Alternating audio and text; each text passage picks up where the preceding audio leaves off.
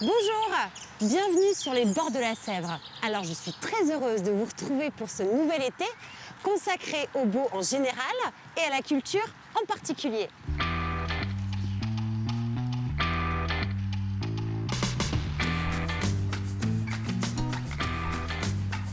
À partir de maintenant, vacances. Depuis le château de Tiffauges, partons sur les chemins. Avançons de rencontre en rencontre. Partons découvrir des histoires personnelles, des histoires familiales, une culture, des savoir-faire, toutes ces richesses qui façonnent notre territoire. Derrière sa caméra, Stéphane est à mes côtés pour tout enregistrer. Alors, nous sommes prêts, sac à dos bien chargé, c'est parti pour la petite vadrouille.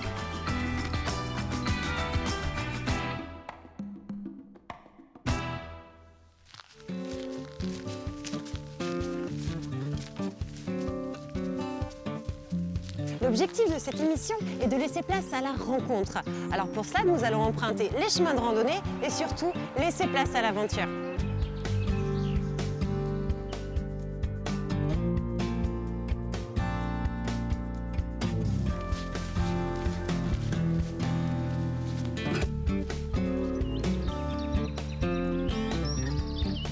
Sortons des sentiers battus.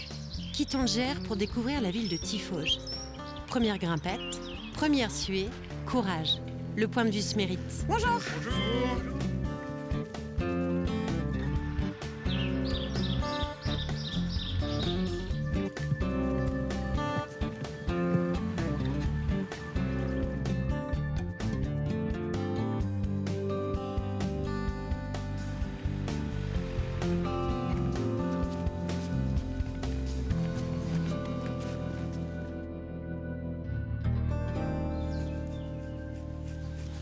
Dominique Marie est un être passionné. Passionné puisqu'il est issu d'une lignée d'apiculteurs. Nous aimons ce genre d'histoire. Ces histoires familiales où le père transmet au fils, qui transmet lui-même à son fils. Vous me suivez ? Assez parlé. Place à la pratique. Avant de découvrir des gestes ancestraux, Dominique nous offre une séance relooking. Là, ça Action. vaut mieux, on est pas mal là. Merci Brigitte. Tac. Voilà. Le produit là Alors l'enfumoir, Oui. alors, on n'ouvre jamais une ruche sans fumer, c'est impossible. Sinon, on s'en va vers de graves ennuis. Voilà. C'est depuis la nuit des temps. On n'a jamais trouvé une autre méthode que la fumée pour adoucir les abeilles, pour leur caractère. Et maintenant, on y va ? On y va. C'est parti. C'est parti, oui.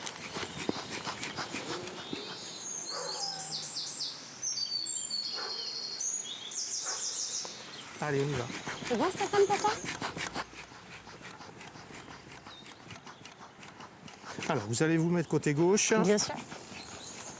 et moi, je vais me mettre de ce côté-ci. Combien d'abeilles pour une ruche à peu près ?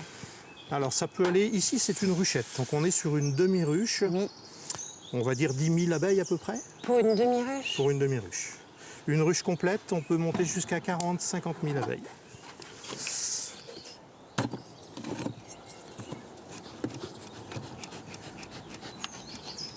Et une reine pour une ruche. Et oui, toujours. Toujours une seule Peu reine. importe le nombre d'abeilles qu'il y a dans la ruche, une reine. Absolument.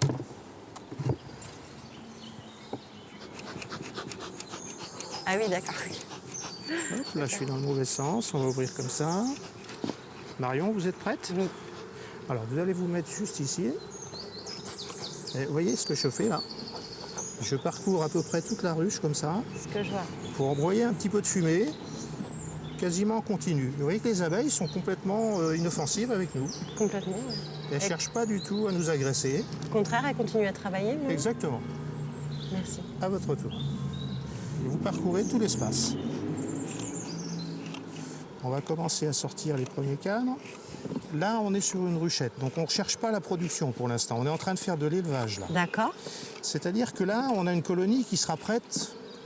Envoyez un petit peu là. Vous voyez, elle commence à nous regarder. Vous voyez qu'elle nous Ouais. regarde, vous voyez les yeux là ? Voilà, là, il faut envoyer de la fumée là. Voilà, il faut sentir que ça rentre bien à l'intérieur.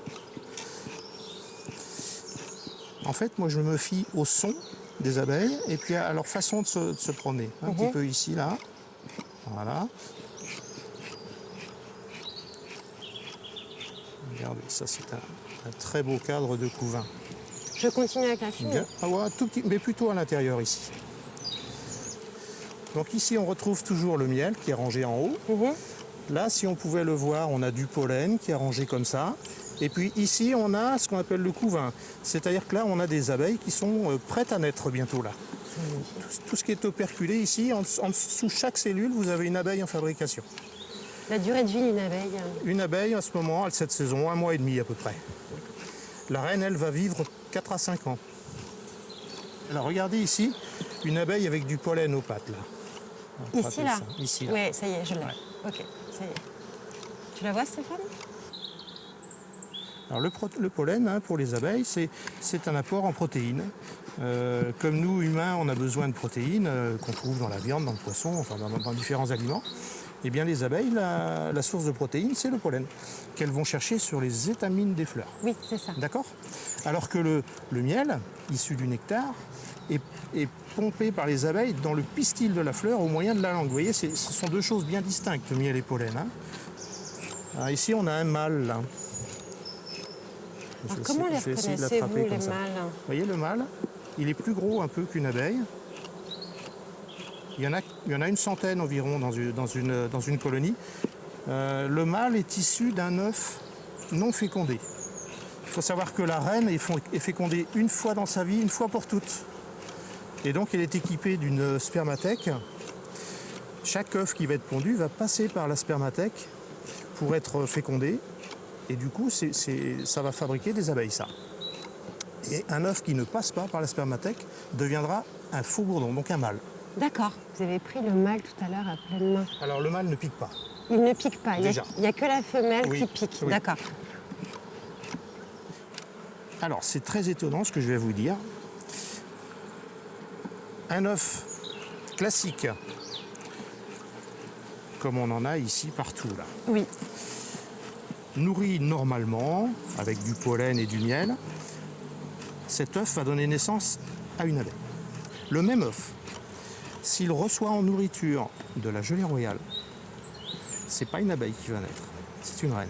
D'accord. Par conséquent, une colonie peut se fabriquer une reine avec ce processus. Elle choisit un œuf, mais souvent plusieurs, qu'elle va gaver de gelée royale. Et cet œuf va croître beaucoup plus vite, et c'est au bout de 16 jours qu'on aura une reine et non pas une abeille qui va naître. Ici, vous avez un cadre, vous voyez, c'est vraiment, on voit le miel qui brille ici, là. Et puis vous voyez, là où c'est mat, hein, c'est le pollen ici, là. Ouais, et vous voyez que c'est pas mélangé, hein. Il y a des cellules où on met du miel, et des cellules où on met du pollen. On mélange jamais, hein. C'est très bien rangé. Est-ce qu'aujourd'hui, vous avez à cœur, vous, de transmettre ça à la nouvelle génération? On sort d'années difficiles au niveau de la production. Je pense qu'on va peut-être aborder des périodes meilleures. Vous avez peut-être entendu tout récemment, les néonicotinoïdes ont été à nouveau autorisés pour la culture de la betterave. Mais si on en reste là, je pense que nos abeilles vont pouvoir revenir à quelque chose de normal, entre guillemets. Est-ce que des apiculteurs comme vous ont dû être obligés à un moment donné d'arrêter leur activité? Beaucoup ont arrêté. Beaucoup ont arrêté. Ouais, ouais. Maintenant, le public sait tout ça et j'espère qu'on va vers des jours meilleurs. Je le pense, vraiment. Brigitte ouvre alors les portes de son univers. Un univers convivial où l'écoute est le maître mot. Mais quel produit glisser dans le sac à dos? Je vous remercie infiniment merci. pour votre accueil. Et j'aimerais vous demander une dernière chose. Est-ce que vous acceptez qu'on fasse une photo souvenir tous les trois? Mais bien sûr. Oui, Stéphane? Sourire, be happy. Voici 2 caractères qui amorcent bien notre aventure hors du commun. Merci pour votre accueil. Merci pour votre gentillesse. Dominique, Brigitte, tout simplement, merci.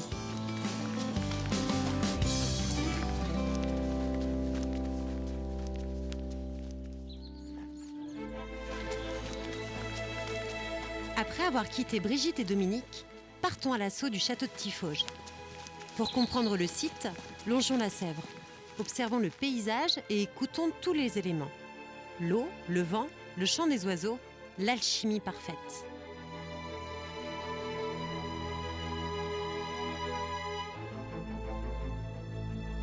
On est là sur les terres de Gilles de Rais, compagnon d'armes de Jeanne d'Arc et maréchal de France, figure mythique de notre histoire. Gilles de Rais, dont la fortune fut immense, a possédé des châteaux en Anjou et en Vendée, Chantossé, Machecoul, Pouzauges et Tiffauges. À Tiffauges, forteresse militaire bâtie au XIIe siècle sur une position stratégique, emblématique du genre, il entretiendra une cour raffinée. Des ruines se détachent aujourd'hui sur le ciel. Et Flaubert écrivait « Tiffauges, un fantôme muet, abandonné, maudit, plein de ressouvenances farouches. » Le château de Tiffauges, toujours aujourd'hui, exerce un curieux attrait. Bien, nous allons avancer jusqu'au spectacle pour voir ce qu'il en est. Ils se lancent des défis, armés d'épées, de haches et de lances. Ces épreuves figurant des actes de guerre sont la clé de leur survie sur les champs de bataille. Profitons de cette visite pour nous poser un peu. À l'ombre, bien assis dans les gradins et à l'abri des regards, saisissons l'instant pour lâcher le sac à dos et desserrer les chaussures. Ainsi, pendant que le français mate l'anglais, luttons contre nos premières ampoules.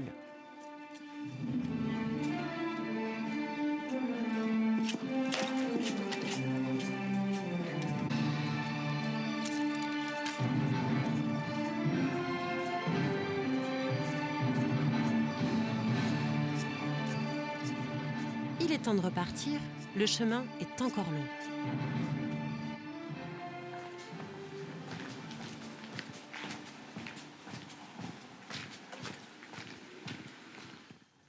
Là, nous redescendons du bourg de Tiffauges vers la Sèvre nantaise pour rejoindre donc la fameuse rivière qui coule au pied du château. Et notre objectif maintenant, eh bien, c'est d'assurer une nouvelle rencontre.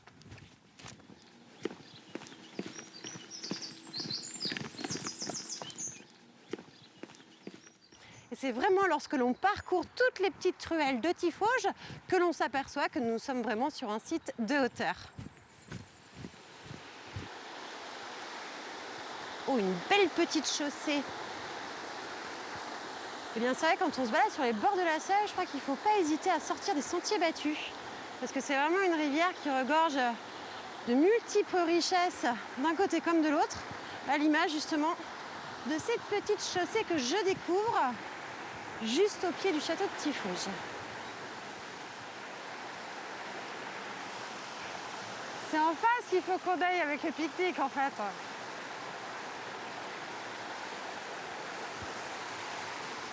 Le château de Tiffauges est un conservatoire de machines de guerre où petits et grands découvrent et participent.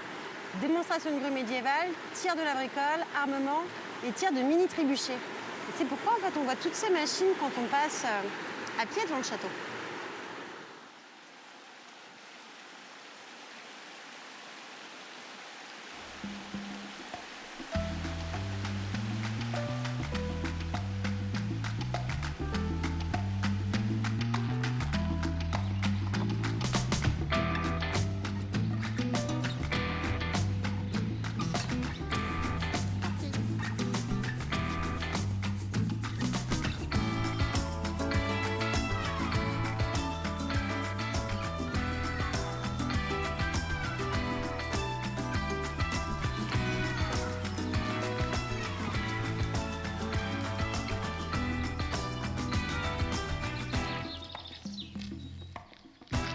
Alors, je crois que nous arrivons au niveau d'une ferme, au moins d'une exploitation, je ne sais pas trop.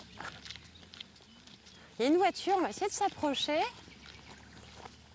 Quand on entend le bruit qu'il y a dans le bâtiment, moi je partirais bien pour des cochons. Alors, est-ce que ça pourrait être un élevage de porcs? Bonjour. Bonjour. On peut se permettre d'entrer? Oui. Enchanté, Marion. Bonjour, Jean-Nicolas. Jean-Nicolas? Oui. Éleveur de cochons, donc bonjour monsieur. Bonjour. Est-ce que vous accepteriez de nous faire visiter un petit peu Bien sûr, oui. votre univers? Alors vous en avez combien ici? Donc là, il y en a 500 environ. 500. Alors, vous m'avez dit que vous travaillez pour le magasin La Ferme de chez nous à Mortagne. Pourquoi avoir choisi le circuit court? C'était le désir d'abord d'apporter des produits T'aimes bien mes chaussures, toi? sains, de proposer des produits sains aux habitants de Mortagne. Ouais. Et puis de valoriser un peu plus notre production, sur une partie de notre production. Alors aujourd'hui, tout le monde entend beaucoup parler de circuits courts. Les cochons aujourd'hui sont ici, chez vous. Oui. Comment arrivent-ils à Mortagne et comment arrivent-ils sur l'étal? En fait, ils sont engraissés pendant 9 semaines. Ils ont 6 mois minimum d'âge quand ils partent, quand ils sont abattus. Donc ils sont abattus sur un petit abattoir à Port-Simauges. Non, c'est à côté, c'est à Beaupro. Ah oui, d'accord, sur le À Maine-et-Loire. Beaupro, donc tout à côté. Donc, l'abattoir les relivre au magasin. Ils sont transformés à proximité du magasin, enfin même au magasin, et donc ils sont vendus direct. Là, nous sommes dans la partie intérieure Oui. du bâtiment. Bien sûr, à l'extérieur, les cochons peuvent sortir librement. bien sûr, ouais, Est-ce ouais. qu'on peut aller voir? Oui, bien sûr. Merci, je vous suis.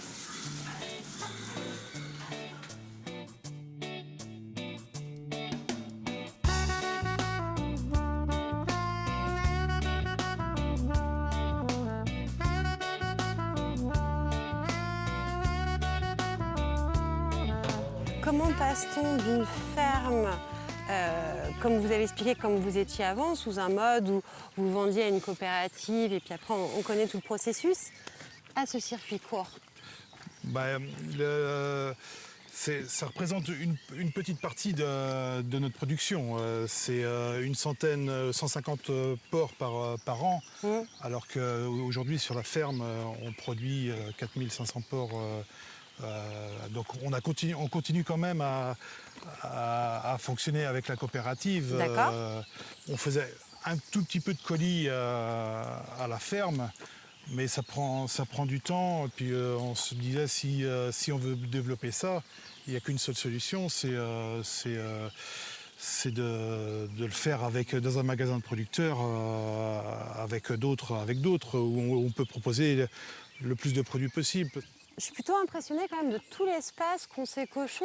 Combien représente la superficie à peu près là, de cet endroit, là où nous sommes? Sur le parc, là, il y a 2 hectares là, pour un petit peu plus de 200 cochons, là, 240 cochons.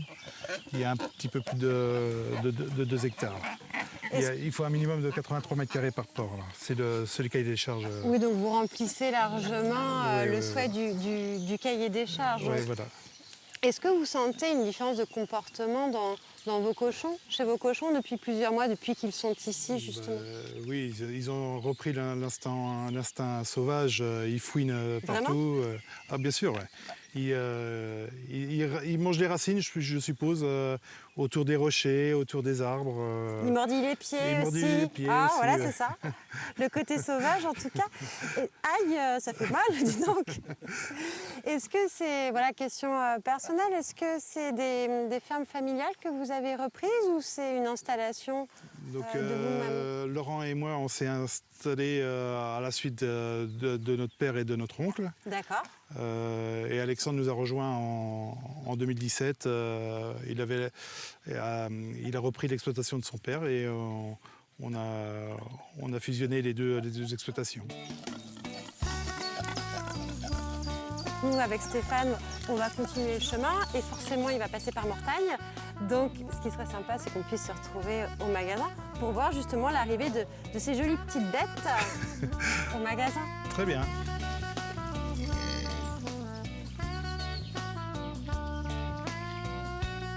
Alors même si j'ai failli laisser une chaussure, cette exploitation m'a complètement conquise. Bravo, bravo messieurs. Merci pour votre engagement. Rendez-vous pris, destination Mortagne. Reprenons vite le chemin. Toujours sur le GR, arpentons les splendides rives de la Sèvre. 13 km plus loin, objectif atteint. C'est bon, nous arrivons, donc la ferme de chez nous. Alors Jean-Nicolas doit nous attendre quelque part, je pense. Ah ben oui, voilà. Ça va Jean-Nicolas? Ça va? Ah ben, je suis très contente de vous retrouver. D'accord, très bien. C'est beau comme magasin. Bah oui, on a essayé de faire esthétique pour le pays de Mortagne. Et avec Ouais. le coq qui nous attend à Oui, l'entrée. voilà, oui. Ça annonce Une la petite couleur. touche rigolote pour le magasin. Donc notre petit boucher nous attend à l'intérieur, Oui. qui s'appelle... Ludovic, Ludovic. Ludo, on l'appelle souvent Ludo. Bon, c'est super. Il accepte de nous rencontrer? Oui. Ah ben alors je vous suis Très Jean-Nicolas. bien. Merci. Tout naturellement, parce que c'est un homme de parole, Jean-Nicolas nous conduit à Ludo, un jeune artisan boucher, amoureux des produits et de la gastronomie. Ici, à la ferme de chez nous, le respect de l'animal est assurément garanti.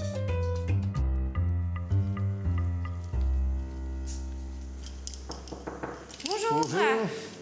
Ludo, c'est ça? C'est bien ça. Marion, enchantée. Enchanté. Alors, je viens sur les conseils de Jean-Nicolas. Oui, Ouais. le producteur de cochons. Exactement, Ouais. que nous avons rencontré ce matin, enfin que nous avons eu la chance de rencontrer ce matin Ouais. chez lui à Tifauges. Et donc, on a pu voir Un toutes petit peu ces son jolies élevage, bébêtes. ouais, en plein air.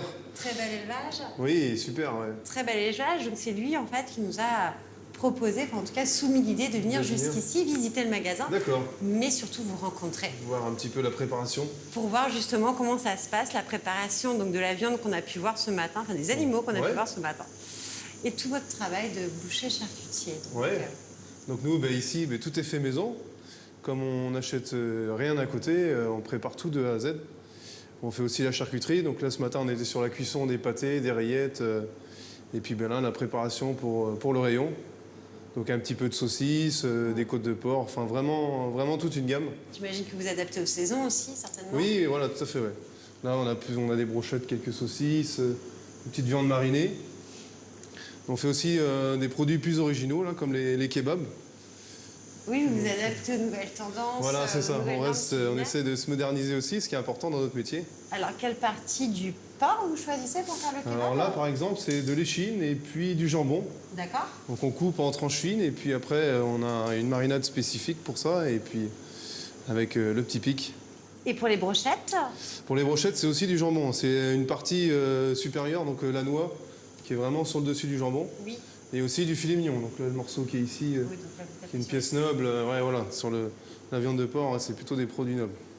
Alors, voilà, ce qui est intéressant, c'est que nous, on a vu justement ces cochons ce matin dans le champ. On les voit ici. Entre-temps, ils sont passés à l'abattoir. Voilà, tout à fait.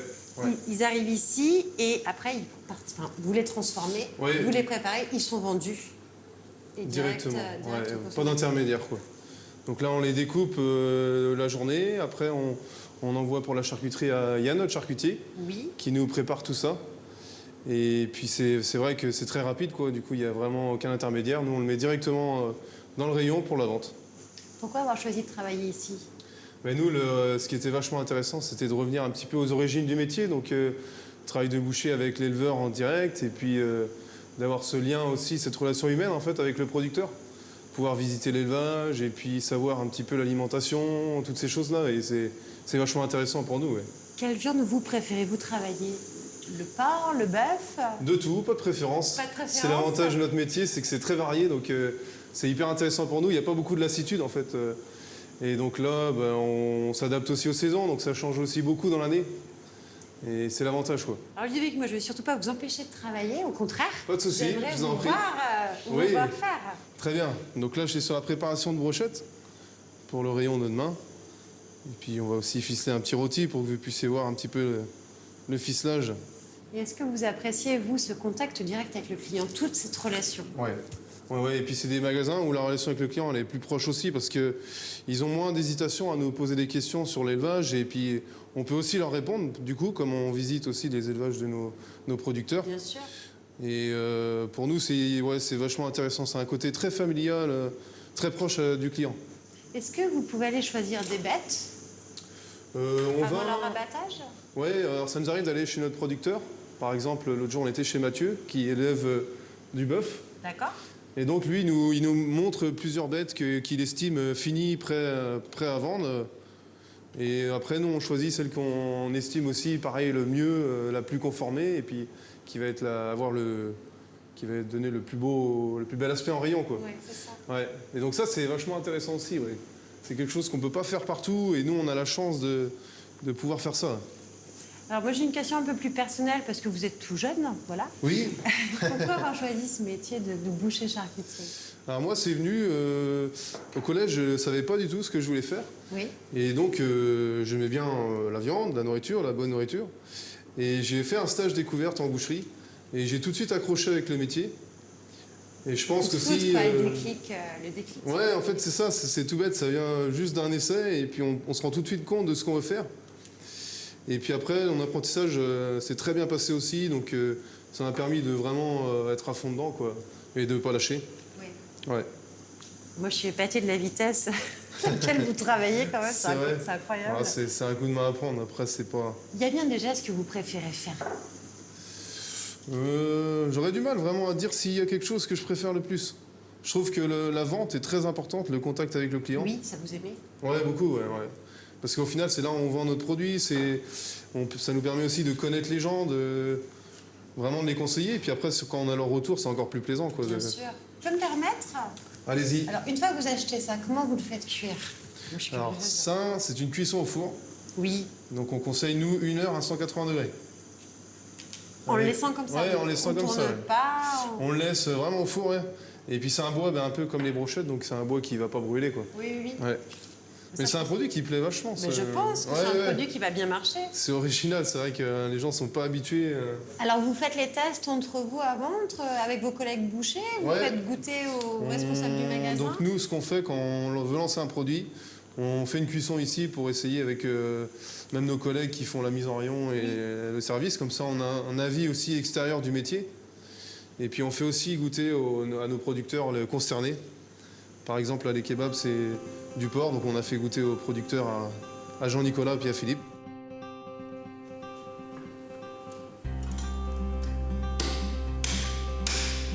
Ça, j'adore.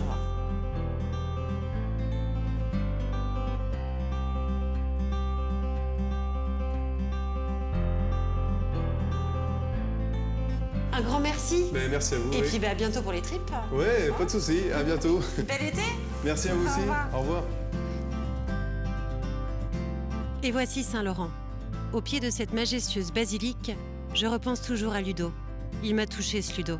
Quel bonheur de partager avec un jeune aux convictions déjà si fortes. J'adore. L'aventure est là. Elle est bien là. Nous la tenons bien et cette première journée nous booste. Alors, quelle sera notre prochaine rencontre? Rejoignons vite le cours de la Sèvre. Suivons toujours ce merveilleux chemin. Que cette rivière est belle.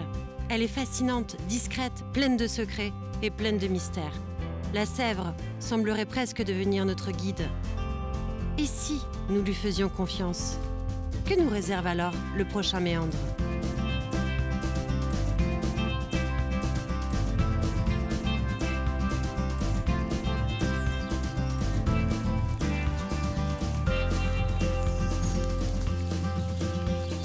Intéressant, le petit jardin. Bonjour! Bonjour. Quel bel endroit! Ah, le petit ruisseau. Il y a un vieux gué là, un vieux pont que tu peux prendre. C'est l'entrée? C'est l'entrée. C'est l'entrée du chemin du GR. Alors ça veut dire, on lâche le GR ici. Voilà. Et là, nous sommes... Dans Terragora. Ça commence ici. Là, vous attisez ma curiosité quand même. Alors, je me présente d'abord Marion. Bonjour Marion, Enchantée. Jean-Pierre. Jean-Pierre. Enchantée, Jean-Pierre. Enchanté. Terragora. Terra, la terre. Agora, là où la place du village. Oui. Habiter, la terre. Terra, agora. Ce qui signifie aujourd'hui un endroit où vous recevez Voilà. Où les gens se rencontrent. un complexe hôtelier. Ben oui, c'est un hôtel, mais un hôtel qui ne ressemble pas à un hôtel. Vous me faites découvrir. Oui, je On vais y te faire va découvrir, on y va. Je vous suis. Alors, qu'est-ce que je peux montrer? Ben déjà, Alors, déjà, juste ici, là c'est la chrysalide. Et en bas c'est les salles de bain, en haut c'est la chambre qui donne sur une petite, sur un balcon. alors c'est intéressant parce que cette chrysalide, elle est bâtie à partir de quel matériau? Ah là là, ça a été très compliqué. Hein. J'imagine. Il a fallu cogiter beaucoup parce qu'on a fait un concours d'architecture Oui. auprès de toutes les écoles d'architecture francophones avec comme thème « Inspirez-vous de l'habitat animal ». Parce que tout ce que tu verras ici, ce sont des créations. Ce n'est pas des choses qu'on a importées, mises là, c'est comprends. toutes des créations. Est-ce que vous pourriez m'expliquer un petit peu les origines de Terragora? Alors les origines de Terragora, en fait, il faut les retrouver en Afrique, au Sénégal. En 2001, changement de vie. Hein, j'avais créé mon entreprise ici à Mortagne, et puis changement de vie. Et on avait découvert un lieu, un paysage absolument exceptionnel au Sénégal. Et là, on a eu le coup de cœur. On se disait, on est dans un lieu aussi beau, on pourrait faire l'hôtel de nos rêves. Ma femme aussi. Site qui vous a C'est le inspiré. site qui nous a inspirés. Et on a eu la vision d'un éco-lodge. Et c'est pour ça que, 10 ans après, on s'est dit, mais et si on revenait à nos sources? Ouais. Et si on faisait la même chose en France? Un lieu naturel, de pure nature, et s'inscrire dans ce lieu avec des constructions qui sont en harmonie et en symbiose avec le paysage. Et là, ça donne une vraie magie. Spontanément, Jean-Pierre nous invite à passer la nuit au sein de ce lieu insolite. Après une première journée de marche, Terragora sera donc notre oasis. L'oasis rêvée pour se reposer. Mais où se trouve notre cabane? On fait nos malins, mais sur 19 hectares pour trouver 2 petites cabanes. Allez, on y va, hop.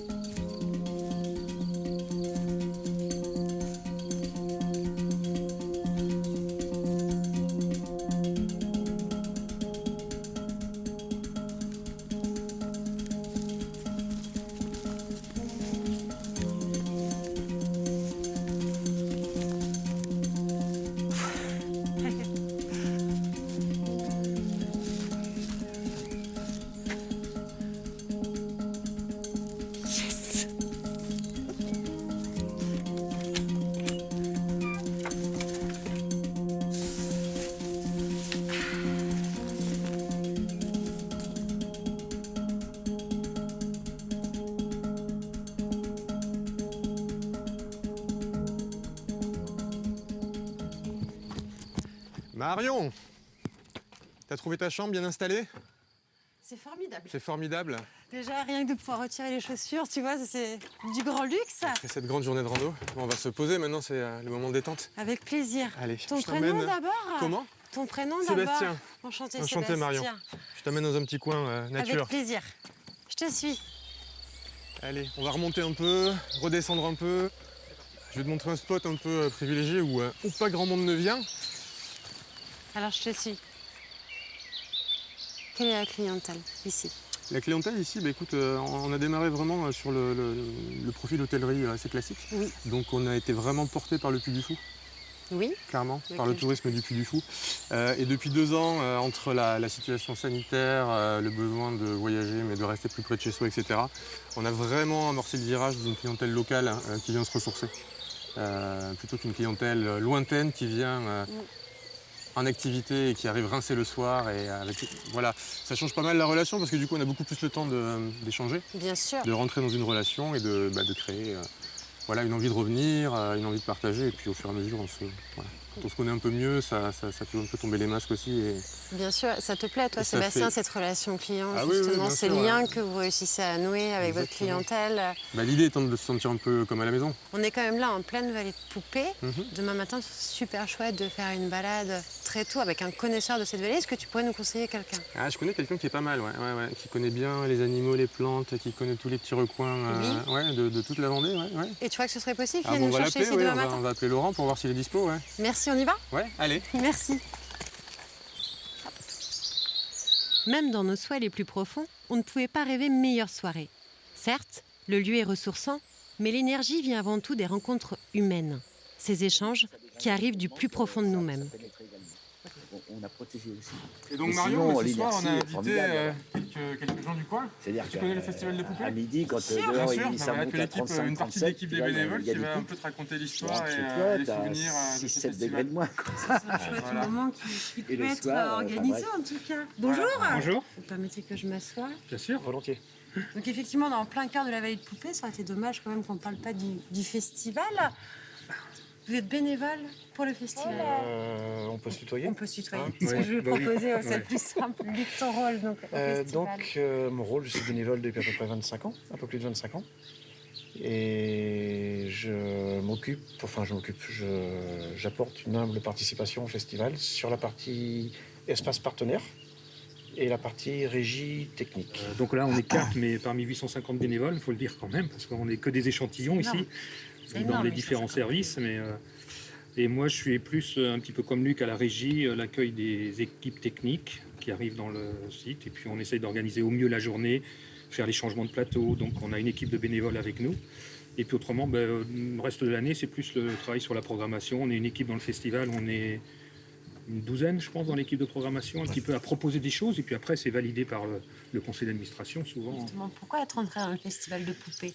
Alors pourquoi être entré? Parce que on me l'a demandé déjà. Il y avait des gars qui avaient besoin de main-d'œuvre, on va dire. Et puis ici, il y avait quand même une envie de ma part de participer à ce truc qui commençait, hein, parce que moi j'avais 20 ans. Voilà, il y avait des groupes qui commençaient à venir qui étaient quand même intéressants. Et puis c'était une sacrée fête, quoi, une super fête. Vraiment, qu'est-ce qui fait la différence entre Poupées et un autre festival dans l'esprit, l'ambiance, la philosophie, le cadre? Le cadre, On est d'accord. La proximité avec l'artiste. Ouais. La proximité. Le fait que ce soit en petite chose. Ils peuvent toucher le public. Cette scène qui est très basse, hein, qui est à 60 cm, donc ce qui donne une vraie proximité. Et ça, les artistes vous le disent clairement. Souvent. Il y en a même qui sont impressionnés. Quand ils arrivent sur scène, ça leur fait... C'est très... De voir un mur de visage comme ça. Ça Parce que dans les tournées françaises, ils font souvent des grandes scènes. Oui. Donc on est peut-être le plus petit festival dans leur tournée. Hein. Très souvent, et donc ils disent, il y a un mur de visage face à nous. C'est complètement ça. Oui, tout à fait. Et c'est aussi intergénérationnel. On a la doyenne du bureau. Je vous trouve très sérieux. Oui. Peut-être trop sérieux. Alors moi, je vous propose de... Est-ce que j'ai le droit de leur offrir un verre? De vous offrir un verre, voilà, de vous faire goûter le vin de la maison. Première cuvée vinifiée sur place. Dont nous parlait Sébastien tout à l'heure. Et oui. D'accord. Vinifié et récolté. Donc le premier Non, vin, j'ai j'avais acheté du raisin. Les vignes sont encore très petites. Ouais. Mais voilà, très bientôt, on aura notre raisin.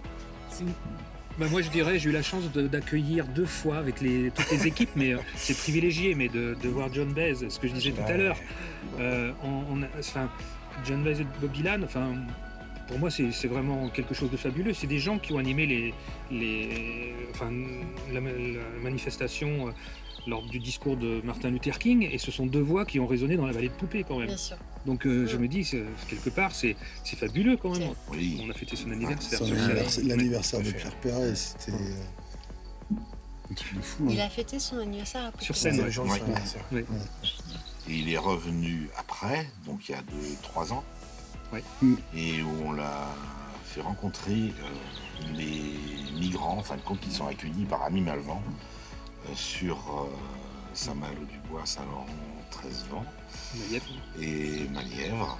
Et Pierre Perret avec sa chanson Lily, peut-être? Lily. On s'est dit, Ce soir-là, pas de tabou. Chacun y va de son anecdote. Une anecdote qui se transforme très vite en un magnifique souvenir. Un souvenir que ces hommes de cœur nous livrent avec simplicité. Alex, Didier, Luc et Christophe, votre générosité m'a profondément touchée. À très vite, j'espère.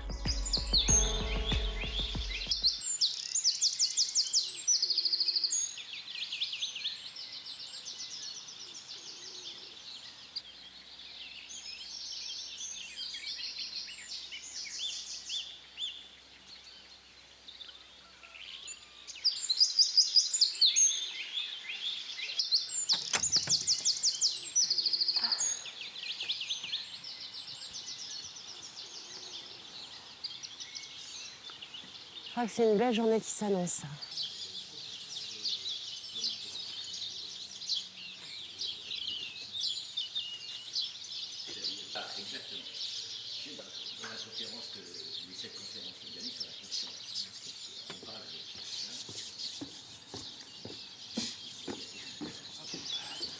Bonjour. Bonjour. Bonjour, Marion? Laurent, peut-être? Oui, c'est moi. Enchanté. On se tutoie? Oui, on peut. Donc, c'est toi qui m'amènes découvrir la vallée de Poupées? Faire un petit tour sur la vallée de la Sèvre. Eh bien, on est parti alors. Ok. Je te suis. La vallée secrète. Hop. On est accueillis ce matin par la huppe faciée, le coucou, les pigeons. Mais c'est un endroit qui est Tout le monde. incroyable. Toi, Laurent, ton métier, c'est quoi? Mon métier, c'est pas un métier, c'est un art de vivre, une passion dans laquelle je lis la photo, la vidéo, les balades comptées, les soirées contes, les sorties nature, enfin, notre patrimoine, quoi. Comment on peut l'appréhender sous toutes ses formes? Et mon truc, c'est le restituer à travers le beau, le merveilleux. Et Laurent le passionné, l'amoureux de la Sèvre, Laurent le magnifique, nous conduit au cœur de la vallée secrète. Un paysage sauvage, un cadre bucolique propice à la contemplation. En route, on nous conte une histoire, une vie et ses expériences. Ça y est, nous sommes conquis. En quelques secondes, avec peu de mots, Laurent a réussi à nous séduire. Laurent, dis-moi tout, comment tu as découvert cet endroit? Je l'ai découvert il y a très longtemps parmi mes errances, mes vagabondages. Et puis il y avait Madame Robin qui tenait cette auberge, qui était vraiment une passionnée de la Sèvre, une amoureuse de la Sèvre. On discutait nature, environnement, on philosophait pas mal de temps en temps avec elle. Je me souviens d'une anecdote, un jour, elle était partie à Nantes en disant « Bon, il faut que j'aille voir la ville, il faut que je bouge un peu, que je sorte ». Et ben, elle a tenu la matinée, l'après-midi, elle a dit « Mais non, j'ai rien à faire là, je rentre chez moi ». Donc ça te donne une idée du personnage, comment il était ancré dans ce lieu. Mais pour toi, ça a été la rencontre qui a été décisive un petit peu, peut-être, pour... Tout n'est que rencontre, qu'elle soit humaine, faunistique. En fait, c'est... Et puis j'aime les rivières, je m'appelle Laurent. Hein. Oui. Donc l'eau, et c'est l'anagramme parfait de naturel, Laurent. Donc il y a des choses, voilà, qui te... Ce serait écrit, alors? Allez savoir. Allez savoir. Laurent, on va continuer à avancer et j'aimerais bien que tu me montres comment tu abordes justement la nature. Donc tu as amené ton appareil photo. Voilà, comment se passe son quotidien de photographe, cinéaste, animalier? Je t'interromps parce que là, on va franchir la porte. Là, il y a une porte. Et de l'autre côté, c'est pas tout à fait pareil. C'est-à-dire? Là, nous rentrons. Et donc, il faut avoir cette conscience qu'à partir de ce moment-là, ils sont là, hein, en train de nous accueillir. C'est clairement une porte. À partir de ce moment-là, tu rentres. Il faut avoir conscience qu'on rentre là, dans un petit cadre naturel, dans un coteau, et qu'on est... on n'est plus tout à fait chez nous. On est accueillis, on est des visiteurs accueillis.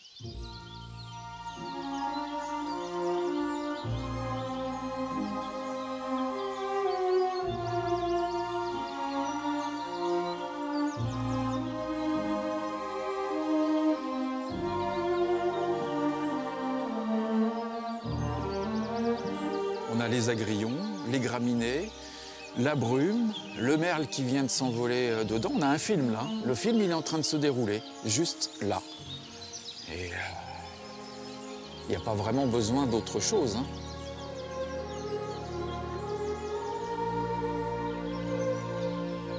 Quand tu parles de film, Laurent, est-ce que tu peux estimer le nombre d'années où justement tu gravites autour de cette vallée de poupées et que tu travailles sur cette Sèvre? Combien d'années? Une vingtaine, ça c'est sûr. Parce que c'est pour pas dire 25, mais oui, ça se compte. Bah oui, parce que Poupée, comme je te disais, j'y travaille l'été en tant qu'animateur nature. Je l'ai découvert à 18 ans. J'étais déjà en train d'accompagner des sorties canoë-kayak à 18 ans. J'en ai quelques-unes de plus. Je faisais mes premières photos noir et blanc ici. J'ai appris la mort de Coluche, là, au pied de la cabane. C'est un moment qui est gravé. Je sais où j'ai appris la mort de Coluche, c'était à Poupée, sur ce rocher.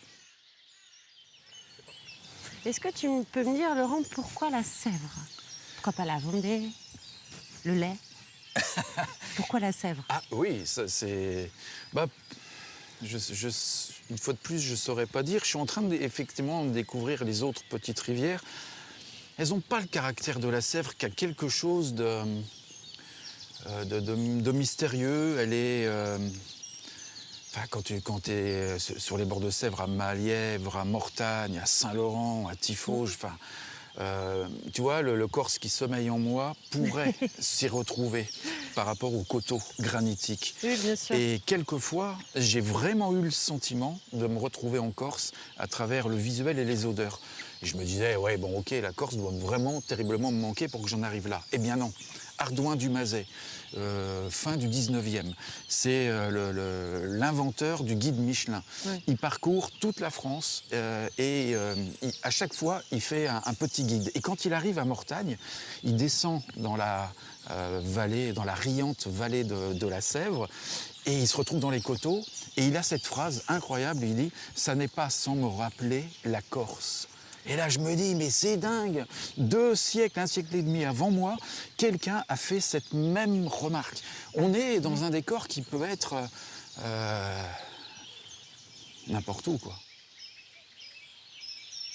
Ben là, tu vois, je me suis arrêté parce que là, il y avait une odeur un petit peu particulière qu'on a traversée. Je suis très sensible aux odeurs. Les odeurs, d'ailleurs, c'est ce qui permet aux gens qui ont perdu la mémoire de la retrouver. C'est pas tellement le son ni et l'odeur est pour moi un fort indicateur des plantes, des animaux qui ont pu passer. Et puis tu vois, là, on s'arrête et regarde le rocher, le bloc granitique qu'on a là sous nos yeux. Voilà, on est vraiment typiquement dans les coteaux de la vallée de la Sèvre. Est-ce que la Sèvre accueille des animaux en particulier? J'ai envie de dire non. Nos animaux qu'on peut retrouver en Vendée on va les retrouver autant sur Lyon. Je pense à la loutre, par exemple, qui pourrait être un animal typiquement inféodé au milieu fluvial. On va la trouver sur d'autres rivières, on va la trouver sur le Marais Poitevin. Le pic noir, pareil. La genette, de la même manière. Elle est beaucoup, la genette. Je ne sais pas si vous connaissez cet animal. Imagine un chat très, très long, genre long comme ça, avec une queue d'autant plus longue en panache et à damier noir et blanc. C'est un animal, mais incroyablement félin, fluide, mystérieux, qui se balade un petit peu sur nos coteaux. Non, il n'y a pas plus pour répondre à ta question, il n'y a pas plus d'espèces qu'ailleurs, sauf que là, ils sont dans un écrin évidemment bien plus joli que nulle part ailleurs dans le monde. Bien sûr. Laurent, maintenant, est-ce que tu acceptes qu'on te suive en train de faire ton métier? Oui, on peut me suivre en train de faire mon métier. Alors à ce moment-là, on va repartir de l'autre côté parce que j'aime la chaussée, ce petit endroit, et je vais vous emmener dans un petit endroit secret. Alors là, il faudra le raconter à personne. Il faudra donc couper la caméra pour nous retrouver sous cet arbre, parce que cet arbre, c'est un pommier. Et c'est le plus vieux pommier du monde. Et cet arbre, un jour, m'a raconté une histoire. Mais ça, c'est une autre histoire.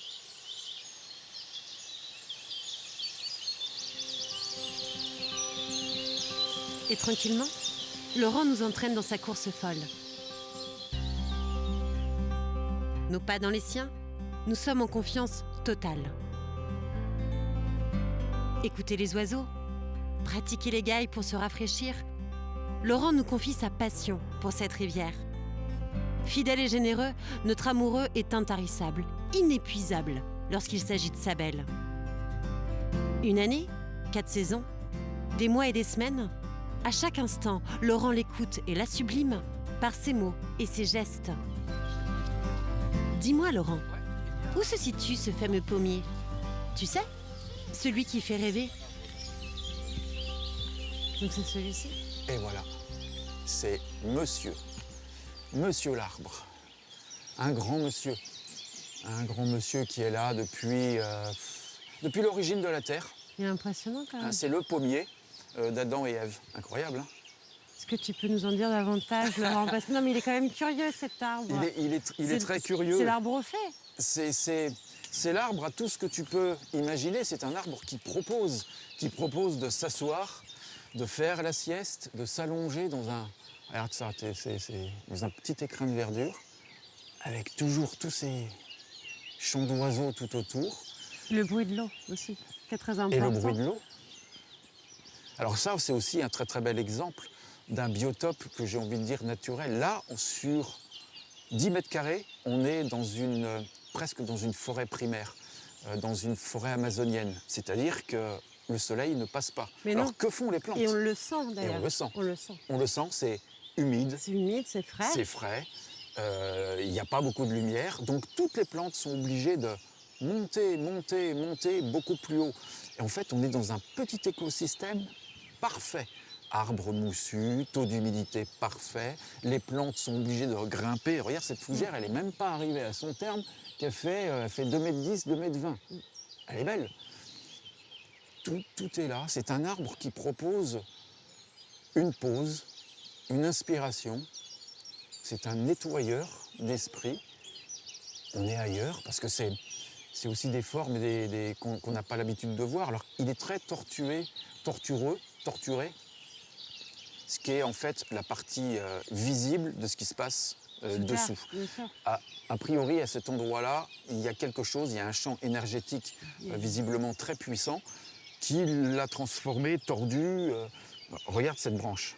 Cette branche, ce sont deux branches différentes et ici, ce n'est plus qu'une. Il a des constructions, les branches se rejoignent, s'épousent, se forment, se tordent, repartent. Mais c'est juste à regarder ça. Bah, tu vois, là, maintenant, il faudrait que je me taise, en fait. Parce que là, il est en train de me dire, c'est bon, Laurent Touzeau, il fait son guide nature. Mais t'as juste à te taire quand t'es là. Moi, j'ai pas envie que tu te taises, au contraire, j'ai envie qu'on continue, Laurent.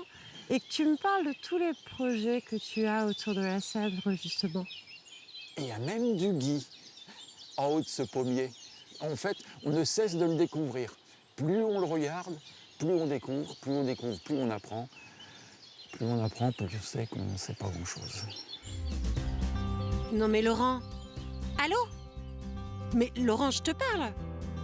Acceptes-tu de nous parler projet, de t'ouvrir vers l'avenir? Mais Laurent vole. Il vole déjà aussi haut que la cigogne. Il plane, il aime, il respire.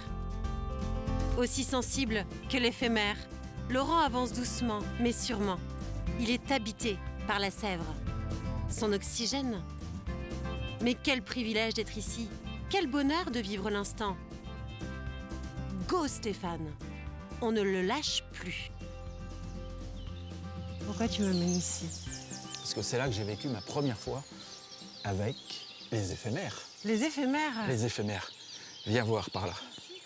Je te suis toujours? C'est oui. sûr? Alors explique-moi ton histoire d'éphémère.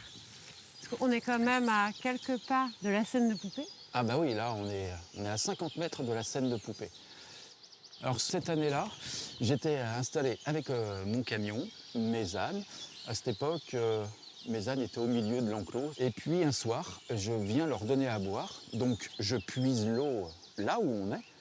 Et là, au-dessus de la rivière, je vois un tapis volant de papillons blancs. Je regarde avec ma frontale, je me dis, mais c'est hallucinant tout ce qu'il y a.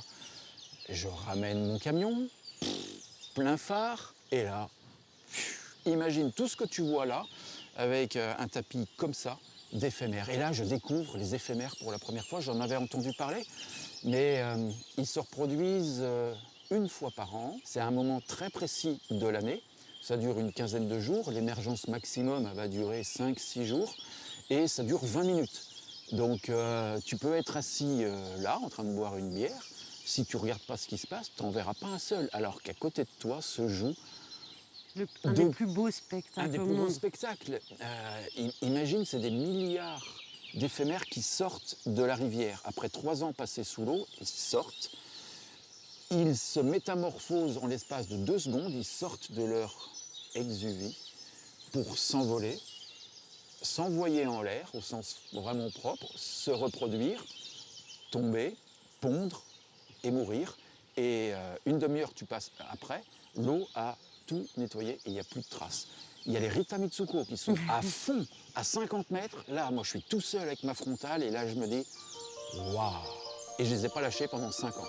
L'année d'après, j'étais en canoë et au milieu de tout ça. Et pendant 5 années de suite, je les ai suivis.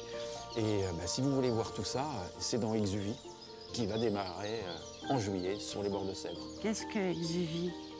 Exuvie, du coup, je viens de vendre un petit peu la mèche de ce que c'est.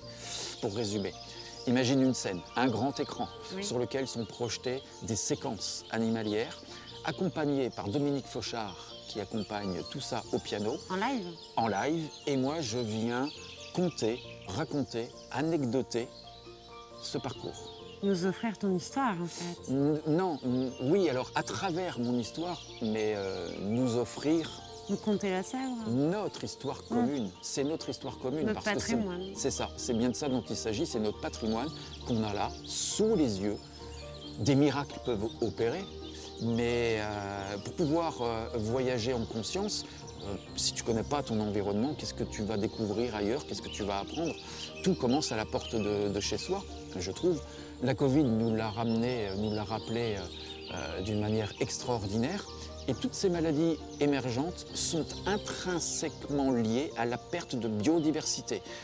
Et moi, je ne peux qu'à travers mon militantisme aborder ça que sous l'angle du merveilleux et du beau. Bien sûr. Voilà l'objet d'Exuvie. Laurent, un immense merci pour ce moment de partage, pour tous ces échanges. On essaiera avec Stéphane de venir voir Exuvie, venir vous rejoindre sur les bords de Sèvres. Oui. Pour, Oui, comme le disait Stéphane, qui est le cadreur, lui, il n'a qu'une envie là, c'est de poser sa caméra et de se poser sur ce lieu. Ça incite tout le monde à le faire. Travailler un peu, parce que si tu acceptes, Laurent va lui confier l'appareil photo pour qu'il nous fasse un portrait. Bon. Ça marche? Bah, c'est à lui qu'il faut dire ça. Oh. Vous venez d'entendre le pic noir. Le tip, tip, tip, tip, tip.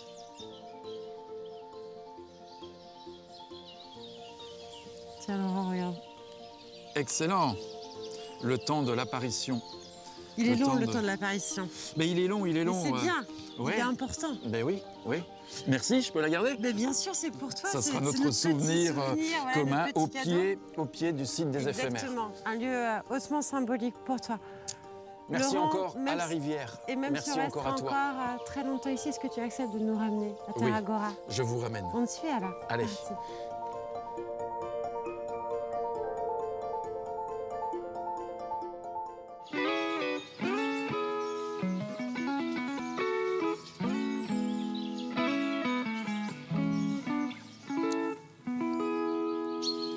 Bonjour François. Bonjour. C'est Jean-Pierre qui m'a indiqué que je pourrais te trouver ici. Ben ouais, on profite de la saison pour cueillir ce qu'il y a sur le moment. Alors Et en ce raconte-moi. moment, là, je cueille des fleurs de sureau. Là, on est sur le sureau. Voilà, on peut faire des très bonnes limonades, des sirops, c'est assez magique. Et puis après, toutes les fleurs qu'on va pas cueillir, ça va nous donner des petits fruits qu'on utilisera pour des confitures. Faut pas les manger crus, mais ça fait des très bonnes confitures, comme la mûre. Donc c'est-à-dire que là, tu vas ramasser toutes les fleurs d'abord pour faire un aromate pour la limonade ou des sirops. Ouais, avec 20 fleurs déjà, ça suffit largement. Pour combien de litres à peu près? Je vais faire 10 litres de limonade avec une dizaine de fleurs. C'est énorme. Pour faire du sirop, je sais pas, il faudrait une cinquantaine de fleurs pour faire 10 litres de sirop. Donc ça, c'est un arbre magique qui est très généreux. Qui est très généreux, Et qui qu'on attire trouve les partout. abeilles en plus, Exactement. qui est formidable. Il fleurit combien de temps à peu près? Tu as combien de temps? 2-3 semaines. Oui, donc c'est très rapide. Oui, c'est rapide. C'est la saison, faut en profiter tant que c'est là. Complètement. François, il y a un sujet que j'aimerais bien que tu me parles. Ton papa m'a dit hier, donc Jean-Pierre, que vous pratiquez ici le woofing. Tu acceptes de m'en parler? Oui, Quelques bien minutes sûr. Justement, c'est passionnant. On se trouve un petit endroit au calme, au frais? Avec plaisir. Je te suis.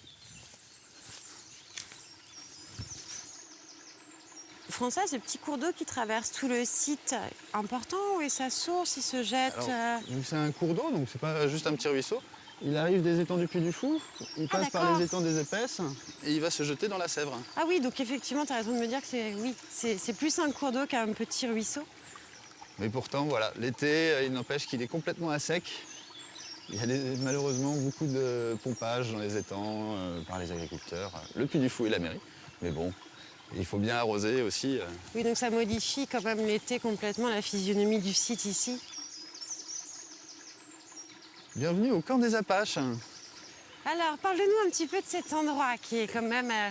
Justement, je vous ai amené ici parce que c'est un peu aussi ici que ça a commencé. Et donc depuis la création de l'hôtel, on reçoit effectivement des jeunes en volontariat. Donc nous, c'est pas via la page de Woofing, c'est une autre page, mais c'est le même principe. Ça s'appelle Workaway. Et le principe, c'est de recevoir des jeunes qui sont en voyage, qui partent à l'aventure, en voyage de césure ou juste un peu en recherche d'eux-mêmes. Oui. Et de les recevoir, ils nous donnent un coup de main en échange de gîte et du couvert. D'accord. Et puis c'est vraiment l'idée de partager une expérience, échanger, discuter, découvrir. Ils apprennent plein de choses, nous on apprend plein de choses de leur part. Et ici, c'était le premier lieu de vie justement des volontaires. Et donc l'idée c'est vraiment plutôt ici, comme vous avez dû le voir, il y a plein de projets très divers. Donc il y a l'activité de l'hôtel qui est le cœur économique, mais autour, ben voilà, on plante des vignes, on fait des potagers, on fait du land art, on s'occupe d'animaux. Et tout ça, ben c'est des choses qui sont passionnantes, qui sont intéressantes, mais qui ne sont pas rentables. Mais vous vous basez sur l'échange. Et c'est vraiment sur l'échange. Toute nationalité ou Toute nationalité, tout horizon, d'Asie, d'Amérique du Sud, des États-Unis, d'Afrique. Tout âge également. Et vraiment dans une démarche de découvrir, d'apprendre, de rencontrer de nouvelles personnes, et puis peut-être de trouver à travers toutes ces expériences son chemin à lui pour vivre une vie heureuse, quoi.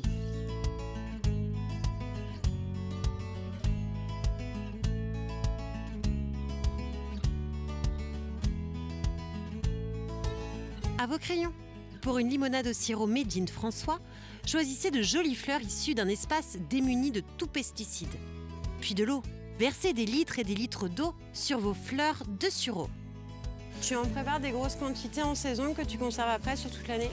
On ne peut pas le conserver très longtemps non plus. D'accord. Donc c'est un produit de saison. Un produit de saison, voilà. Un respect des saisons. Place désormais au sucre. Choisissez un bon sucre roux que vous associerez à des quartiers de citron bio. Voilà donc une boisson hyper facile à préparer et que tout le monde adore. Alors, merci François, merci pour cette belle recette.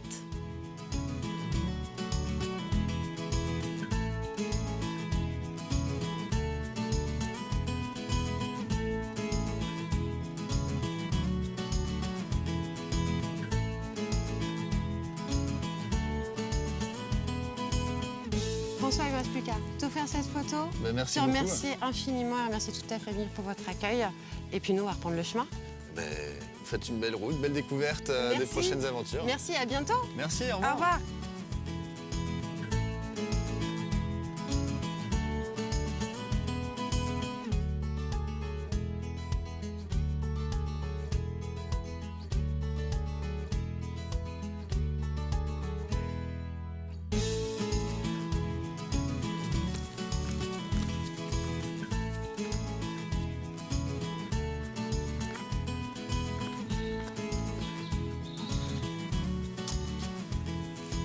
Alors, Stéphane, on a quasiment moitié fait. Tifauge, Mortagne, Saint-Laurent, Saint-Malo, les Épaisses. Et ce soir, Montaigu. Parti.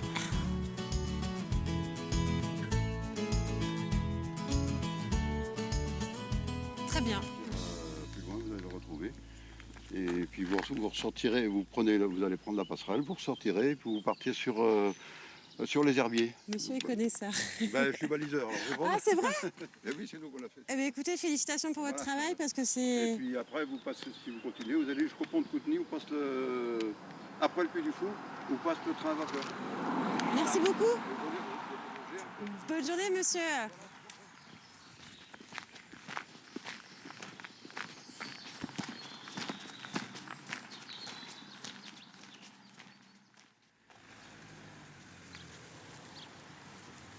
L'atelier de Mathilde, création d'objets en vitrail. Eh bien, écoute, moi, je vais me taper de culot. C'est un sujet qui m'intéresse. Partons à la rencontre de Mathilde. Y'a quelqu'un?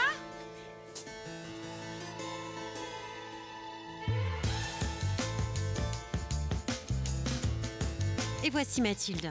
Mathilde, l'artisan verrier. Mathilde, la passionnée. Mathilde qui accepte de nous ouvrir les portes de son atelier. Action. Ici, aux Épaisses, Mathilde s'épanouit. Ses œuvres sont comme des récits écrits au pinceau. Des récits dont les personnages fantastiques sont légers, tout en douceur et en transparence. Vive et chaude, les couleurs choisies sont assurément une invitation à la rêverie. Parce que là, Mathilde, tu nous disais que c'était une création, l'une de tes créations. Oui. Est-ce que tu travailles aussi pour des œuvres de restauration, pour des travaux de restauration? Oui, mais le métier, c'est ça en fait. On a une partie création et une partie restauration. Et là, par exemple, il y a ce panneau qui est posé ici, qui fait partie de tout un ensemble. Il y a 18 panneaux en tout que je dois démonter, changer les pièces qui sont cassées et remonter ensuite en plomb propre pour aller les retourner ensuite dans la chapelle. Sur une chapelle de Vendée? C'est une chapelle privée qui est à la Richerie, donc entre Borpère et Bazin-Jean-Paillet. Okay. Et du coup, les vitraux, ils ont au moins un siècle, je pense. Et normalement, nous, on doit intervenir tous les siècles, en fait, sur un vitrail. Parce que ce qui dure le moins longtemps dans un vitrail, c'est le plomb. Ça ne dure que 100 ans. J'imagine que tu vis beaucoup de cette activité de restauration. En revanche, je pense que tu ne pourrais pas te passer de la création, qui est quand même aussi l'âme de ton métier. Ben, moi, c'est pour ça que j'ai commencé. La restauration, c'est intéressant parce qu'on voit le travail, comment il a été réalisé avant. Oui. On a aussi des mauvaises surprises, assez régulièrement. Mais la création, moi, c'est ce qui m'éclate, en fait. C'est vraiment la peinture sur verre, c'est vraiment transférer mon univers un peu héroïque fantasy. Je suis aussi fan des cultures asiatiques, donc un peu tout ça, les transférer dans le vitrail, c'est sympa parce que c'est pas ce qu'on voit d'habitude dans le vitrail. Donc moi, c'est ça qui m'éclate aussi. Mathilde est une artiste née. Toute petite, elle adorait déjà pinceau et crayon. Elle aimait dessiner, associer les formes et mettre en couleur. Un parcours de vie tout tracé. Chapeau l'artiste. Reprenons notre chemin. Depuis les Épaisses, direction les Herbiers. Malgré toutes ces belles rencontres, la fatigue se fait sentir. Une pause s'impose. Mais où? Comment? Avançons.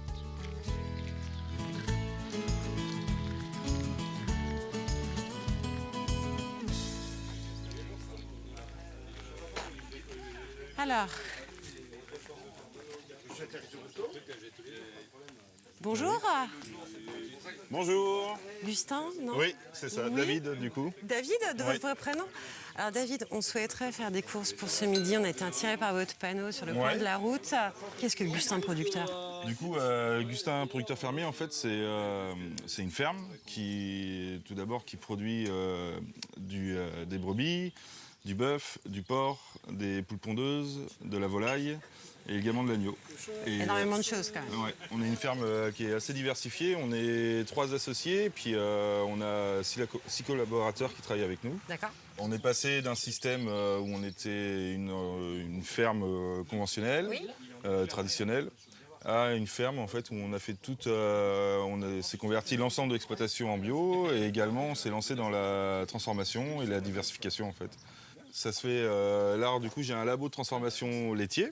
Tout ce qui est fromagerie. C'est-à-dire que les petits fromages de chèvre que je peux voir les fromages, là, alors moi, tout ce qui est produit ici, ça va être ce qui est fromage de brebis et fromage de vache. Et tout est fait ici? Tout est fait ici. D'accord. Et du coup, le but, en fait, c'est de faire travailler des collègues voisins avec nous. Ça permet, en fait, de proposer une large gamme de produits. Après, qu'on vend, nous, sur les marchés, qu'on vend sur notre site internet, qu'on vend en magasin sur la ferme.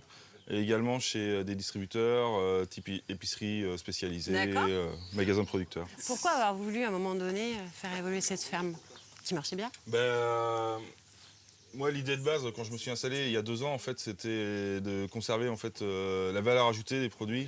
C'est un peu le problème à l'heure actuelle, je pense, dans l'agriculture. C'est qu'on produit des matières et en fait, on n'est pas maître de nos prix. Ouais. Et du coup, on trouvait ça notamment très intéressant en fait, de maîtriser notre produit de A à Z.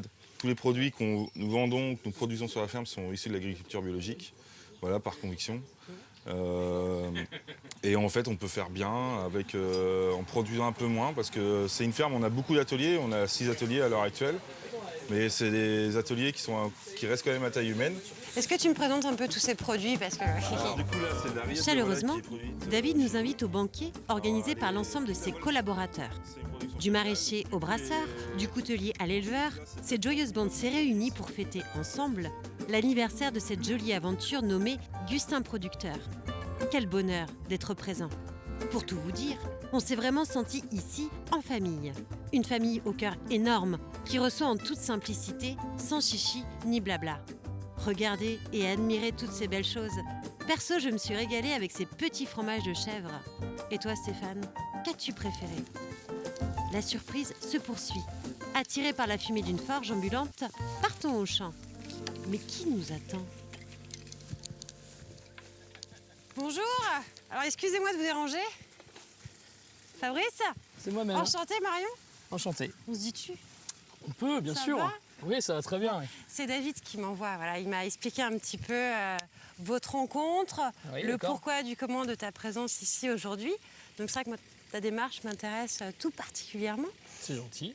Restaurateur au Boupère, c'est ça? Exactement, on est depuis 7 ans installés avec David et Stéphane au Boupère, le 3 Puyers. On s'est installé il y a 7 ans et on a décidé de faire un restaurant local. Mais quand on parle de local, c'est vraiment de l'art de la table jusqu'à ce qu'il y a dans l'assiette.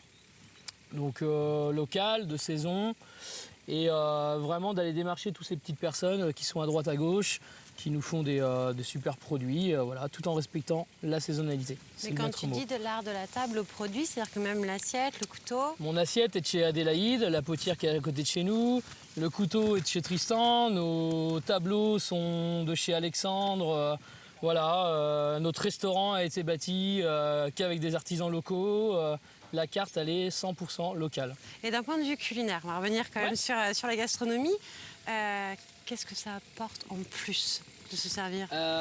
C'est une démarche qui est fondamentale pour nous, c'est-à-dire que le client, quand il arrive chez nous, il sait que chaque ingrédient, chaque chose qu'il aura dans son assiette, on va dire que ça a été...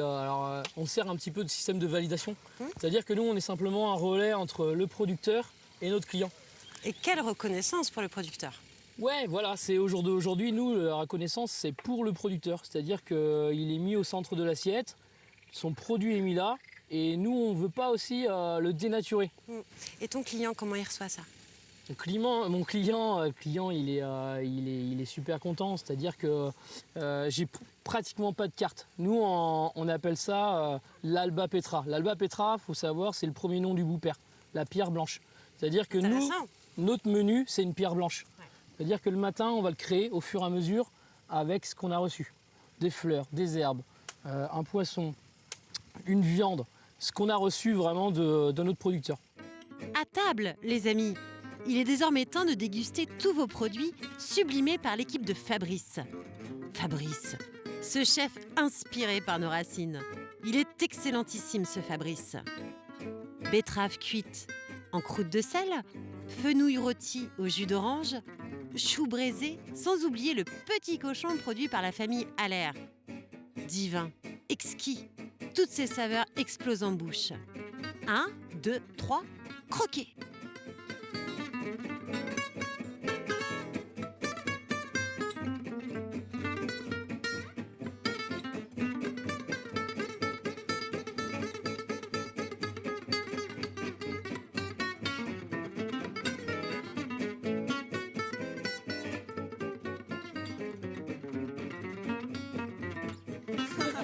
Cheese. Merci. Bravo, vous pouvez retourner à table en fait. Ben non, mais c'est nous qui Merci vous beaucoup. De, Et puis, de votre venue. À bientôt. Oui, ben, au plaisir. Ah bah, avec plaisir. Requinqués, nous voici de retour sur le chemin. Et les kilomètres défilent. Ils défilent doucement sous nos pieds.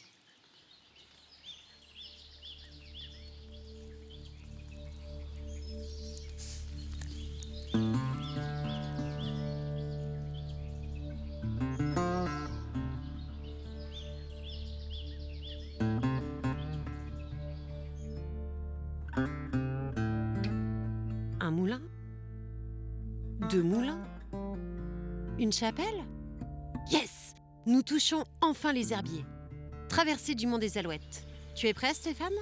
Go!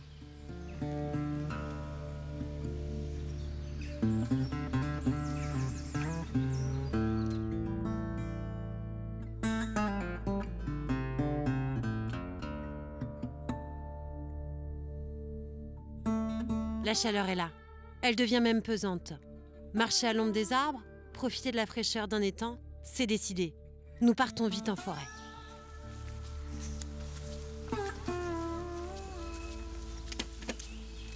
Bonjour. Attendez, je vais vous aider. Bonjour. Enchantée. Enchanté. Marion. Vincent. On peut se tutoyer? Oh oui, bien sûr. Vous faites partie de l'ONF? Oui, bien sûr. Écoutez, je traverse le GR.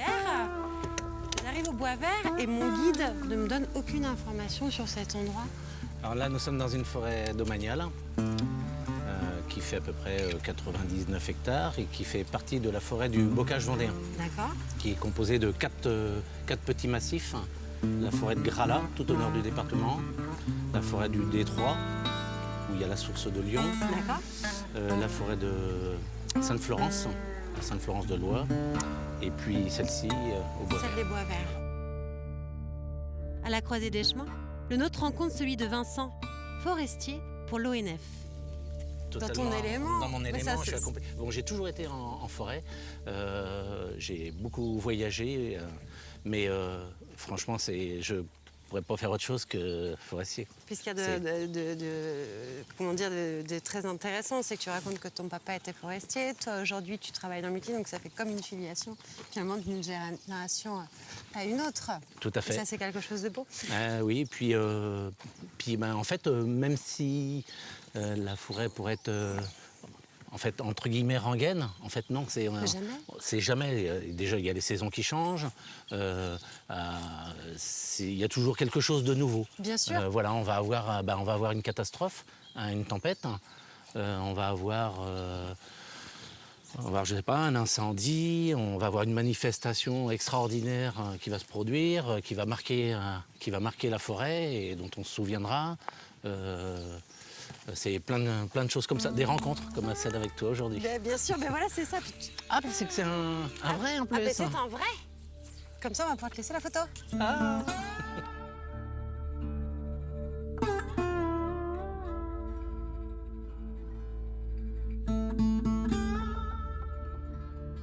Vincent, je vois que tu as des jumelles accrochées au cou. Est-ce qu'on pourrait parler des oiseaux qui sont dans cette forêt des Bois Verts? Mais en fait, les oiseaux font partie intégrante de la forêt.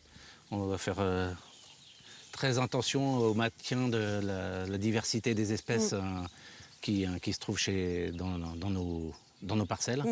Ça, c'est une de mes autres missions, puisque je fais partie du réseau avifaune de l'ONF. Et donc, j'ai plusieurs missions sur des forêts, des comptages d'oiseaux sur différentes forêts, sur des réserves, ou alors des espèces spécifiques, comme le cirquet de Jean Leblanc ou la bécasse des bois. En fait, j'ai 2 espèces pour lesquelles je suis très attaché. Oui. C'est le cirquet de Jean Leblanc et l'engoulevent d'Europe. Oui. L'engoulevent d'Europe niche dans ce type de peuplement. C'est les régénérations. Il aime bien les endroits dégagés au sol pour faire son nid. Et pour clôturer notre rencontre, je t'ai mis de côté une petite plume d'engoulevent et une petite plume de cirquet de Jean Leblanc. C'est adorable. Alors comme ça, on échange la photo contre Voilà, les plumes. tout à fait. C'est quelque chose de formidable. Alors voilà Marion, tu m'as donné une jolie photo. Oui. Voilà. Moi je te donne une plume de mes 2 oiseaux fétiches. Oui. Une plume du cirquet de Jean Leblanc et une plume de enfin 2 plumes, puisque c'est des petites, Merci. de cet oiseau qui est l'engoulevent d'Europe et qui est un oiseau très, très mystérieux, voilà, qui ne sort que la nuit et voilà, qui vient se reproduire chez nous au printemps. Vincent, un grand merci pour toutes ces informations. On va pouvoir reprendre le GR et vraiment très heureuse d'être passée par les Bois Verts. Merci pour cette rencontre. À bientôt merci beaucoup. peut-être. À très bientôt. Au revoir. Au revoir. Dur.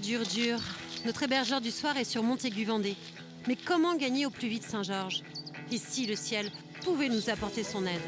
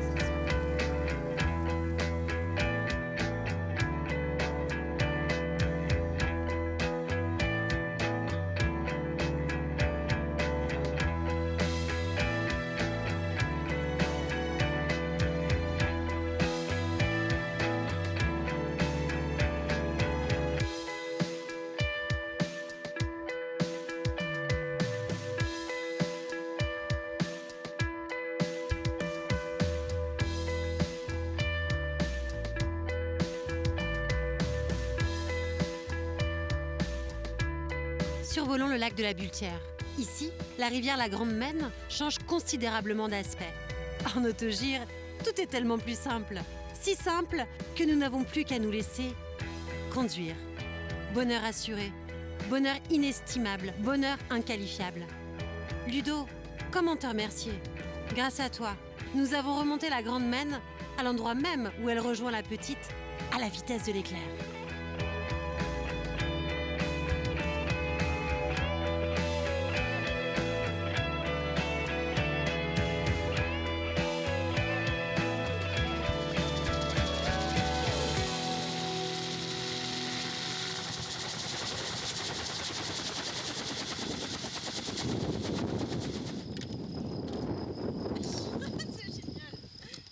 Ludo, avant tout, moi, je voulais vraiment te dire un immense merci parce que tu nous as fait vivre, tu m'as fait vivre un moment exceptionnel. Parti des Bois Verts aux Herbiers, arrivé ici à Saint-Georges, on a remonté toute la rivière. Ouais. Et surtout, je t'ai écouté parler de ta passion. Alors, justement, parle-nous de cet amour que tu as de l'ULM. Ah bah, ça remonte à très longtemps, tout petit, parce que mon père déjà s'occupait du club de parachutisme à Nantes. Là. Et donc, j'ai commencé par le parachutisme. J'ai travaillé après dans les hélicos dans l'armée. Ouais. Et puis après, l'ULM est venu naturellement. Mais tous ces engins-là n'existaient pas il y a 30 ans quand j'ai commencé à voler, même 40 Bien ans. sûr. Et maintenant, ça fait 20 ans que je suis à Saint-Georges-de-Montaigu à proposer des formations sur différents types d'ULM. Et aujourd'hui, combien de personnes pratiquent? Alors, sur tout le terrain, on est 400 licenciés à peu près. C'est énorme. Ouais, c'est énorme. C'est le plus gros club ULM de France. Ah oui, quand même. Ouais. Sur l'aérodrome, il y a 4 clubs différents. Donc il y a l'aéroclub de Montaigu qui est vraiment le tout premier ici avec les planeurs, le planeur club de Montaigu. Donc l'aéroclub, lui, il propose des vols en ULM 3 axes, les petits avions. Après, il y a les paramoteurs qui est le plus gros club ici, qui est dirigé par Mathieu.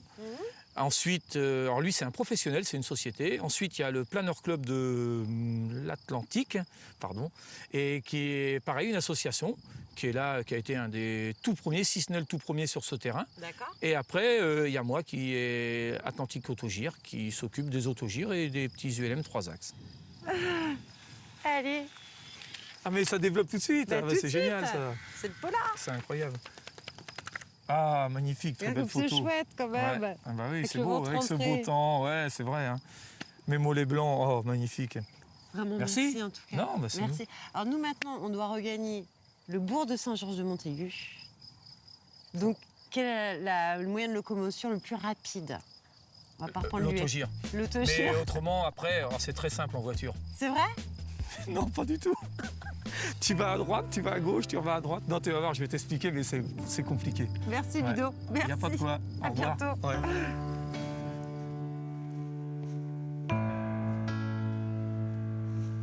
Après des kilomètres et des kilomètres parcourus à pied surtout, et puis enfin en ULM, nous voici enfin arrivés à Saint-Georges-de-Montaigu. Alors nous sommes ravis, nous longeons la Grande Maine, nous sommes juste à côté de la Maison de la Rivière, et je vous avoue qu'il nous tarde de retrouver enfin notre hébergement.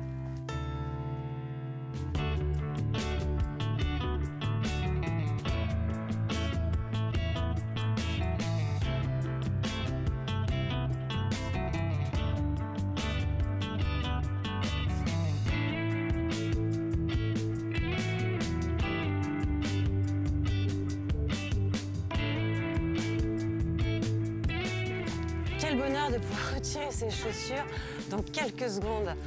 Là, c'est notre hébergement.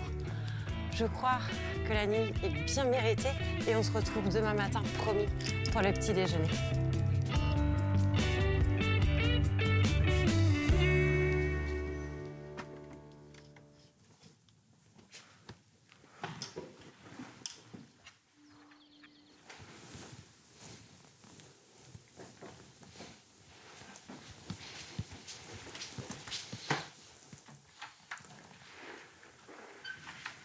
Bonjour. Alors, il est 7 heures.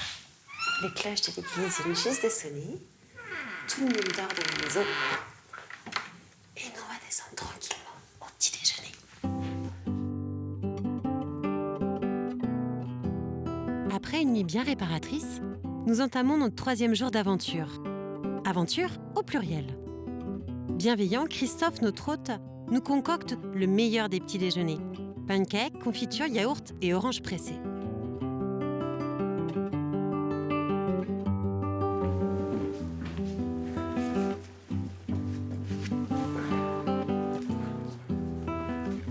Christophe, commence, merci pour votre accueil. Merci. Là, on a vraiment passé une nuit extraordinaire dans votre petit havre de paix.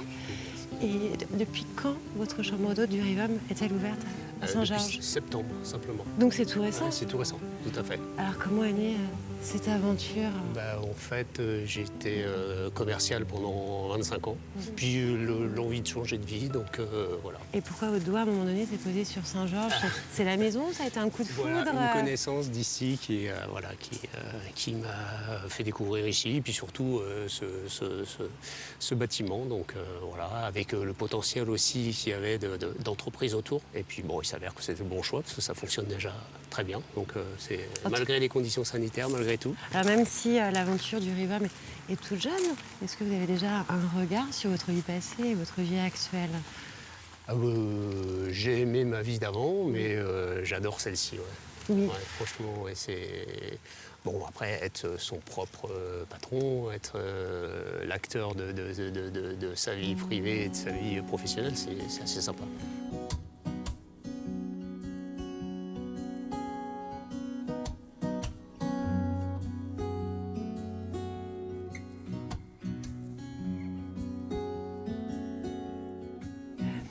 Et voilà Christophe, Merci une beaucoup. petite photo souvenir. Ouais, Merci. c'est sympa. Merci à vous. Et puis à bientôt. À bientôt. Au revoir. Au revoir.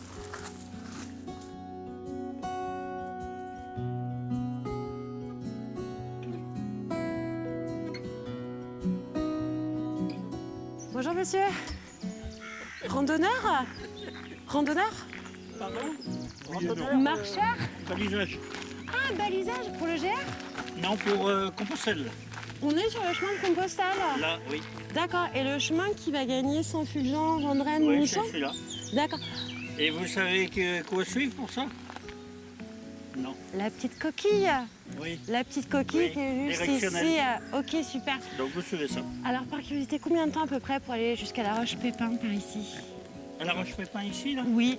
Il faut pas longtemps. 20 minutes, une demi-heure? Une demi-heure. Oui, allez, une demi-heure. Oui. Ah bah écoutez, c'est génial. Bah, je vais vous suivre. Merci. Quelle belle surprise! Cette journée s'annonce excellente. Bien évidemment, nous suivrons cette mythique coquille, dessinant un chemin passionnément entretenu par l'association vendéenne des pèlerins de Saint-Jacques. Merci messieurs. Merci de m'avoir prévenu. Allez.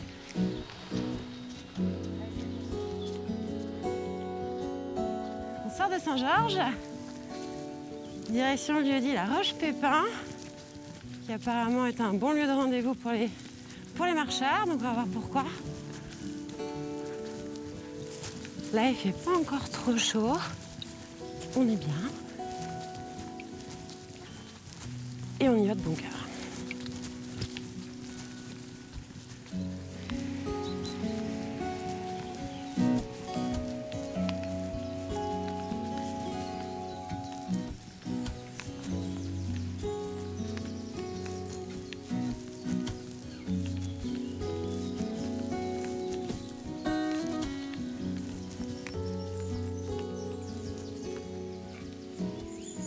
Randonneur, pèlerin? Pèlerin. Pèlerin, bon super, bon courage. Bonjour. Et juste par curiosité, donc, si j'ai bien compris, vous êtes parti de Saint-Georges ce matin, Oui. c'est ça? Mais à l'origine, vous venez de plus loin? Ouais, il arrive du Mont-Saint-Michel. D'accord. Nous, on arrive de Nord-sur-Erdre. D'accord.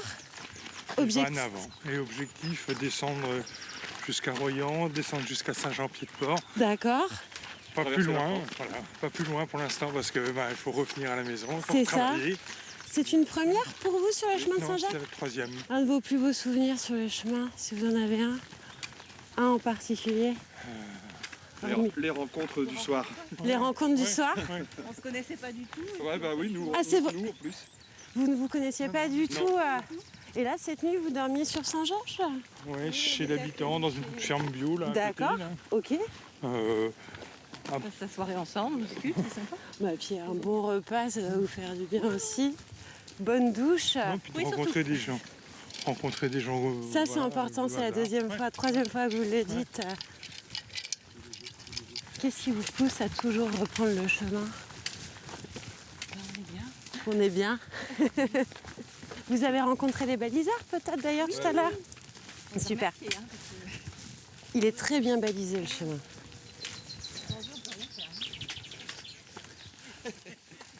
Et on est vraiment désolé pour le retard, mais on a rencontré plein de gens sur la route.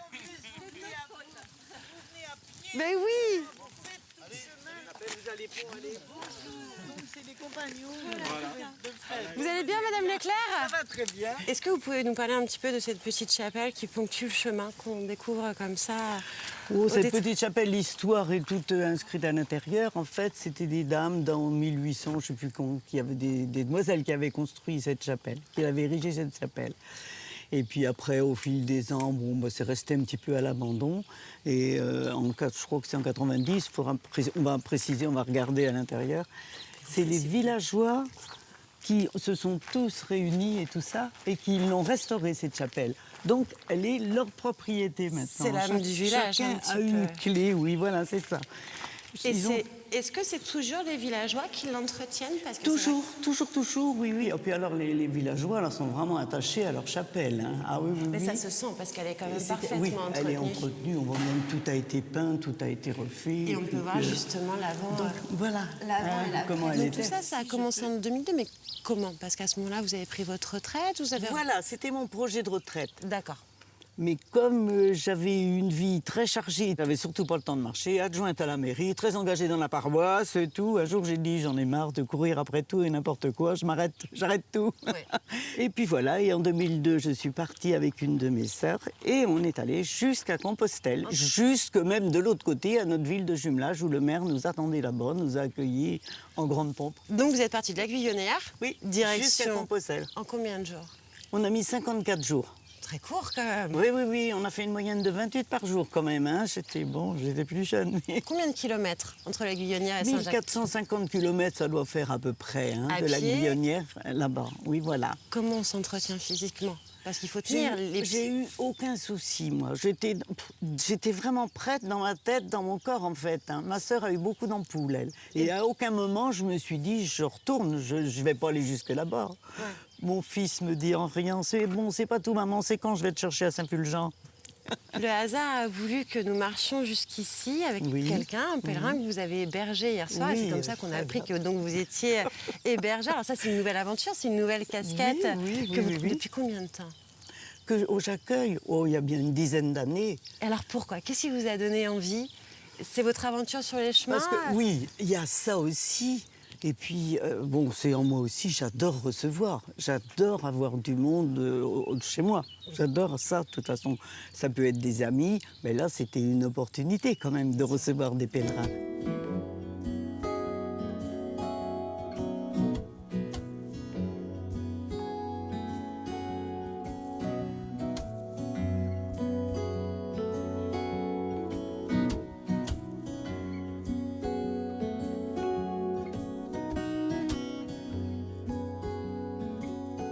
Au revoir. Êtes-vous charmée?